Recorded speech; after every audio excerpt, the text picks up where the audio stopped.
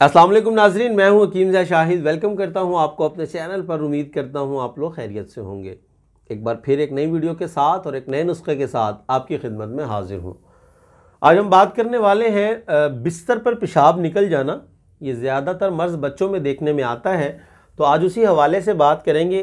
मतलब 7-8 साल की उम्र तक भी ये मर्ज़ देखने में आ जाता है और बाद में ये खुद ब खुद ठीक भी हो जाता है। मतलब जैसे ही बच्चा बड़ी उम्र में जाता है तो ये ठीक भी हो जाता है। लेकिन अगर ये ठीक ना हो पाए या मतलब बच्चे की उम्र 6 साल से ऊपर है तो आप लोग ये नुस्खा इस्तेमाल कीजिएगा और इंशाल्लाह बहुत बेहतरीन रिज़ल्ट है और बहुत सिंपल सा नुस्खा लेकर आपकी खिदमत में हाजिर हुआ हूँ।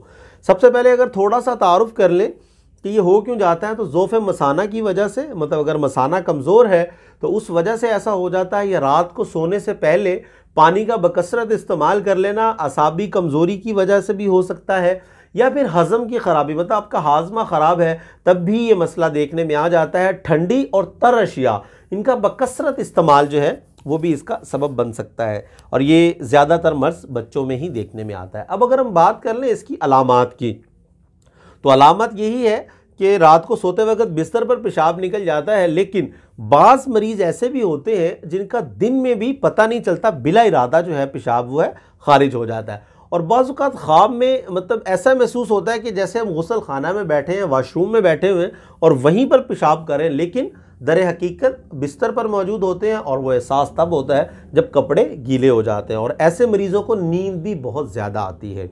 तो ये असबाब और अलामत थी जो आपको बता दी मुख्तसर सा।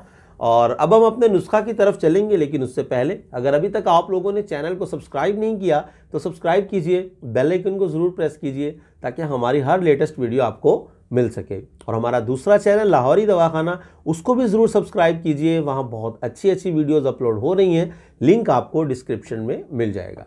तो चलिए चलते हैं आज के अपने नुस्खा की तरफ। जी नाजरीन, तो आ चुके हैं हम अपने आज के नुस्खा की तरफ। तो हमें जिस चीज़ की ज़रूरत होगी वो सिर्फ एक है, जो कि है पोस्त संगदाना मुर्ग। इस पर मैं पहले वीडियो बना चुका हूं, आप लोगों ने देखा भी होगा। कोशिश करूंगा लिंक ऊपर दूं आपको ताकि आप लोग इसको दोबारा देख सकें। अकेली मैंने मतलब संगदाना मुर्ग के हवाले से एक वीडियो बनाई थी जिसमें उसका तारुफ किया था फ़वाइद के हवाले से और मिजाज वगैरह और मिकदार खुराक के हवाले से। तो आज आपने क्या करना है कि संगदाना मुर्ग का जो पोस्ट होता है, ये आपने अक्सर देखा होगा गोश्त वालों को जो मुर्गी का गोश्त सेल करते हैं, वो जब पोटा जो होता है, पोटा, वो पोटे को जब काटते हैं तो उसके अंदर से एक झिल्ली उतारते हैं पीले कलर की। वो पीले कलर की जो झिल्ली होती है वही पोस्ट होता है संगदाना मुर्ग का।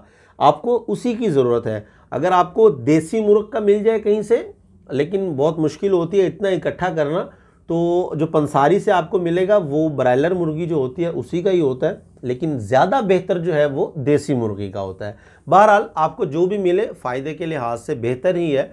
तो अगर आप लोग ताज़ा लेके उसको करना चाहें तो भी बेहतर है। अगर ताज़ा आप खुश्क नहीं कर सकते तो पंसारी से ले लीजिए, आपको पंसारी से भी मिल जाएगा। आपने करना ये है कि आपने उसको खुश्क कर लेना है। खुश्क करने के बाद आपने किसी भी लोहे की कढ़ाई में उसको डाल के हल्का सा भूनना है, बगैर किसी कोई घी कुछ भी डाले। मतलब ऐसा उसको भूनना है कि वो थोड़ा सा कड़क हो जाए। कड़क वो पहले ही होगा लेकिन भूनने से और ज़्यादा खस्ता हो जाएगा। और जब वो खस्ता होगा तो आपने उसका पाउडर तैयार कर लेना है। पाउडर तैयार करने के बाद 500 मिलीग्राम का आपने कैप्सूल लेना है, जो आपको 0 नंबर के नाम से आपको पंसारी से मिल जाएगा। 500 mg का कैप्सूल आपने फिल कर लेना। उसका अच्छे तरीके से ज़रा सख्त करके भरना है ताकि पूरी मिकदार जो है वो उसके अंदर आ जाए। अब आपने जो इसकी मिकदार खुराक रखनी है वो दिन में 2 वक्त इस्तेमाल करना है, सुबह और शाम। 2 वक्त पानी के साथ इस्तेमाल करना है, 1 कैप्सूल सुबह 1 शाम। इंशाअल्लाह अल्लाह ने चाहा तो कुछ दिन के इस्तेमाल से आपका ये मर्ज़ जो होगा, बच्चे को हो बड़े को हो, ये जाता रहेगा। ये तकरीबन आप 15 दिन 20 दिन इस्तेमाल करवाएं, 1 महीना तक भी इस्तेमाल कर सकते हैं। इसके और भी बहुत सारे फ़वाइद हैं। मतलब ये पेशाब को तो मतलब बिस्तर पर करने से रोकेगा ही रोकेगा, और इसके अलावा मैदे के लिए बहुत अच्छी चीज़ है, मैदे को भी ताकत देगा। तो आप ये इस्तेमाल कीजिए, इंशाल्लाह बहुत ही अच्छा और सिंपल नुस्खा है और मुझे अपनी खसूसी दुआओं में ज़रूर याद रखिए। तो उम्मीद करता हूँ आज की वीडियो आपको पसंद आई होगी। अगर वीडियो पसंद आए तो लाइक करना मत भूलिएगा और शेयर ज़रूर किया करें ताकि आपके साथ साथ दूसरों का भी फ़ायदा हो। तो आज के लिए इतना ही था, मिलते हैं किसी अगली वीडियो में। हकीम ज़ा शाहिद को इजाज़त दीजिए। अल्लाह।